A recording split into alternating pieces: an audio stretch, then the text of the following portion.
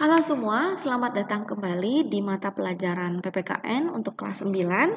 Pada pertemuan ini kita akan melanjutkan materi pada pertemuan sebelumnya. Kalau pada pertemuan sebelumnya kita membahas tentang pengertian bela negara dan juga dasar hukum bela negara, maka di pertemuan ini kita akan membahas perjuangan mempertahankan negara kesatuan Republik Indonesia ya. Atau kalau di slide saya singkat dengan nama NKRI. Nah, perjuangan ini terjadi setelah Indonesia merdeka, gitu ya. Oke, setelah Indonesia merdeka, jadi Belanda itu masih ingin kembali masuk ke Indonesia dengan mengatasnamakan sebagai penguasa yang sah. Karena apa? Karena Jepang telah kalah ya. Kemudian perjuangan mempertahankan kemerdekaan ini dilakukan dengan dua cara. Yang pertama adalah cara fisik dan yang kedua adalah cara diplomasi. Ini dilakukan antara tahun 1947 sampai tahun 1949. Nah, ini kita akan bahas perjuangan fisiknya terlebih dahulu. Jadi Belanda itu kan datang bersama dengan tentara sekutu ya. Jadi tentara sekutu itu apa? Tentara sekutu ini adalah tentara yang terdiri dari negara-negara sekutu ya, yaitu negaranya adalah Amerika Serikat, Britania Raya, Uni Soviet dan juga Tiongkok ya. Nah, pada saat itu blok sekutu ini memerangi blok poros gitu. Blok poros ini siapa aja? Jerman, Italia dan juga Jepang ya. Nah, kemudian Belanda ini bergabung dengan tentara sekutu. Kenapa? Karena memiliki musuh yang sama. Siapa? Yaitu Jepang. Nah, teman-teman, dalam keinginan untuk menguasai kembali Indonesia, Belanda itu membentuk pasukan. Yang pertama pasukannya adalah Netherlands Indies Civil Administration ya, atau di sini kita singkat dengan NICA ya, dengan menumpang dalam Allied Force Netherlands East Indies atau AFNI ya. Nanti di berikutnya saya akan menyebutkan dengan tentara NICA dan juga AFNI gitu ya.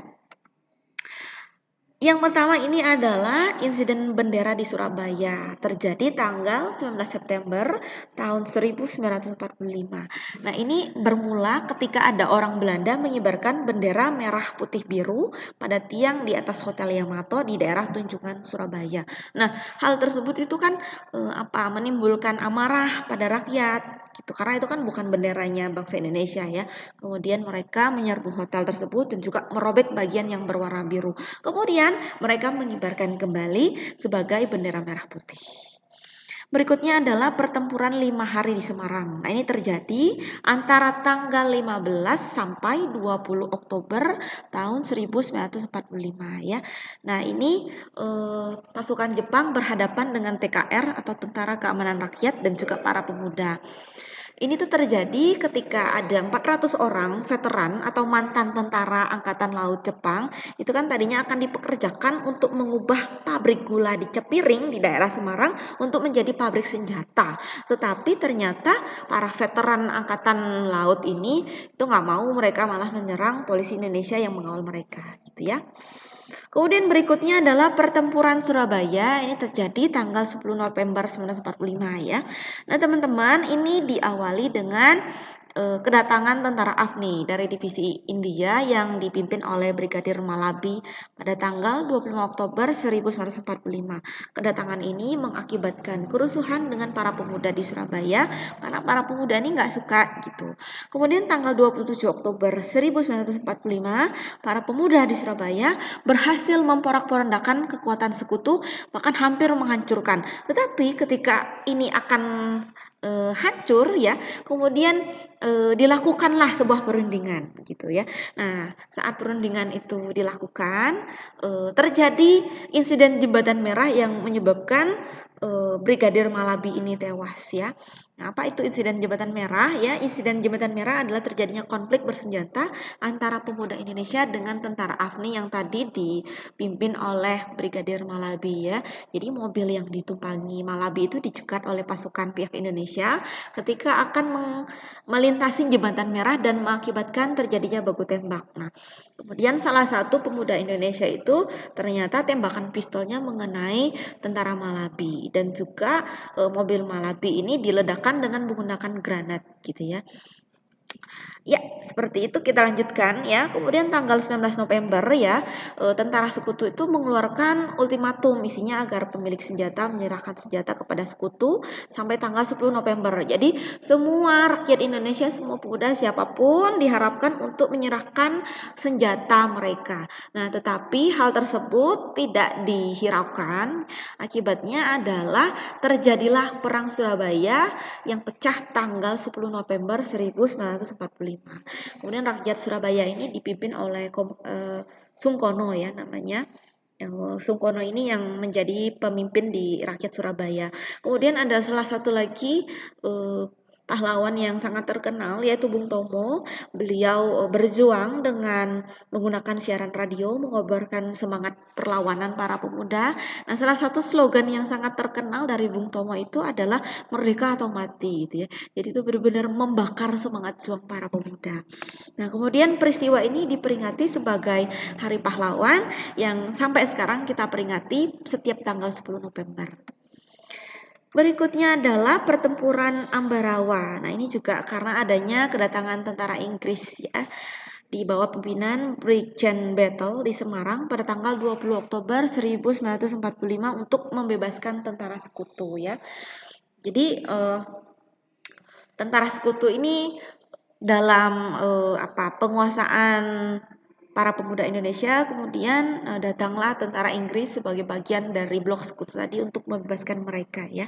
Kemudian pasukan ini kan menuju ke Magelang, kemudian ketika perjalanan menuju Magelang ini mendapat perlawanan dari tentara keamanan rakyat dan para pemuda.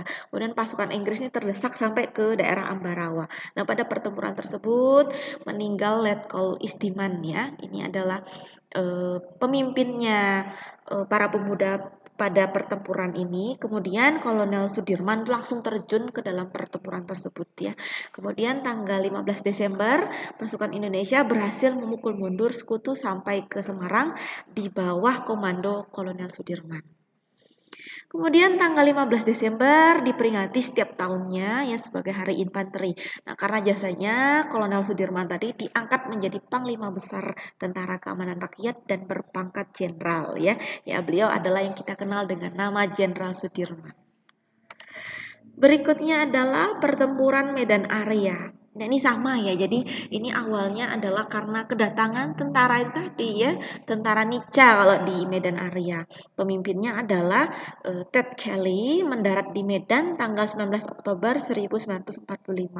Kemudian tanggal 13 ya, 4 hari setelahnya terjadi pertempuran pertama antara pemuda dengan pasukan Belanda. Nah, bentrokan antara rakyat dan juga serdadu Nica ini ternyata nggak cuma di satu lokasi tapi menjalar ke seluruh kota Medan gitu ya. Kemudian tentara sekutu mengeluarkan maklumat intinya adalah rakyat dilarang membawa senjata serta semua senjata itu harus diserahkan kepada sekutu. Nah, pertempuran ternyata nggak berhenti di situ saja tapi juga terus menerus terjadi ke daerah lain, merambat ke daerah lain ya.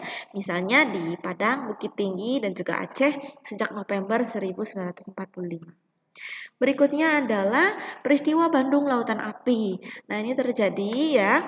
Ini juga sama ya. Awalnya adalah sekutu itu mengeluarkan ultimatum supaya kota Bandung bagian utara dikosongkan. Selambat-lambatnya 29 November 1945 ya. Jadi kalau kita lihat rangkaian dari peristiwa peperangan ini karena kedatangan para tentara asing ini, gitu ya. Nah, kemudian kita lanjutkan. Ultimatum tadi adalah ultimatum yang pertama ya. Alasannya kenapa itu disampaikan? Alasannya adalah untuk menjaga keamanan. Tapi ya tentu saja ultimatum tersebut tidak diindahkan oleh para pejuang Republik Indonesia ya. Kemudian tentara sekutu menyampaikan lagi ultimatum kedua yaitu tanggal 23 Maret 1945 supaya tentara Republik Indonesia mengosongkan seluruh kota Bandung ya. Nah, tetapi pimpinan tentara Republik Indonesia di Jogja menginstruksikan supaya Bandung itu tidak dikosongkan. Nah, tetapi ya Kemudian keputusannya dengan berat hati Tentara Republik Indonesia yang ada di Bandung itu mengosongkan kota Bandung. Tetapi sebelum keluar Bandung, pada tanggal 23 Maret 1946, para pejuang terlebih dahulu menyerang markas Kutu dan juga membumi hanguskan Bandung bagian selatan.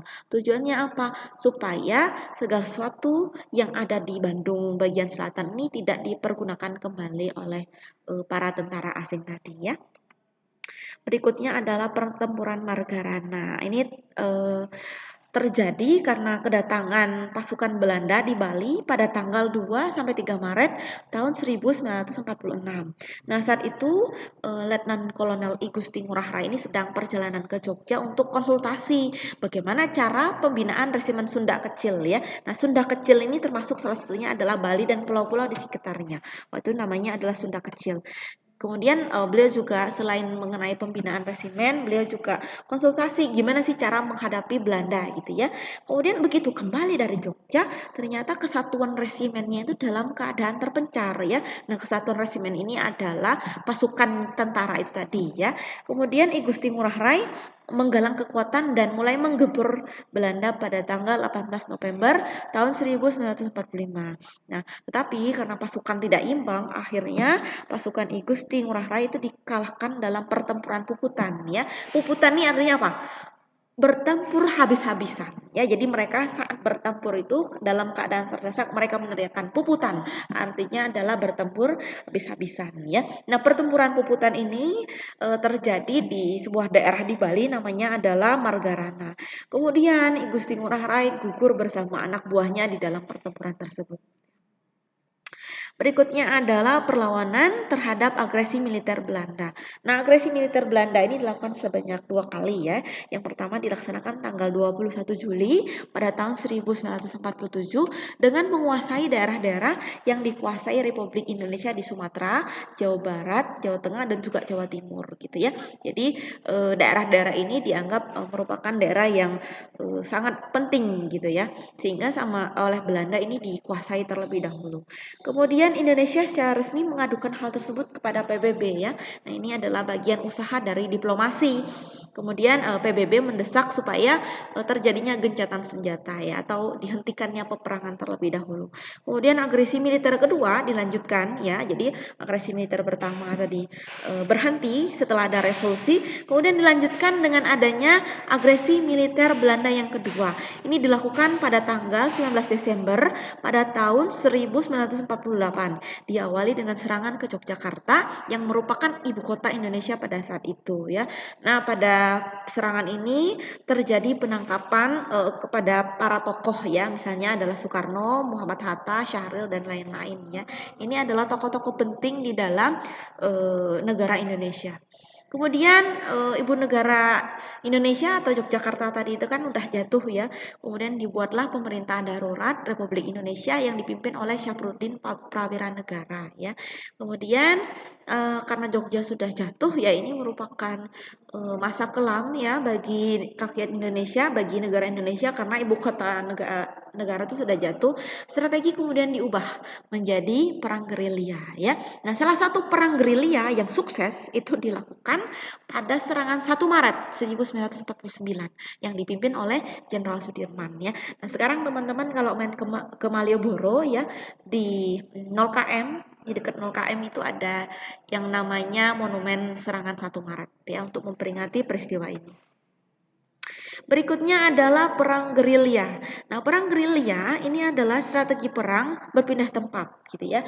Nah, salah satu pemimpin perang gerilya ini yang mengemukakan ide perang gerilya adalah Jenderal Sudirman ya. Jadi beliau bergerilya dari luar kota Jogja selama 8 bulan dengan ditandu karena dalam keadaan sakit keras ya. Nah, konon kabarnya beliau itu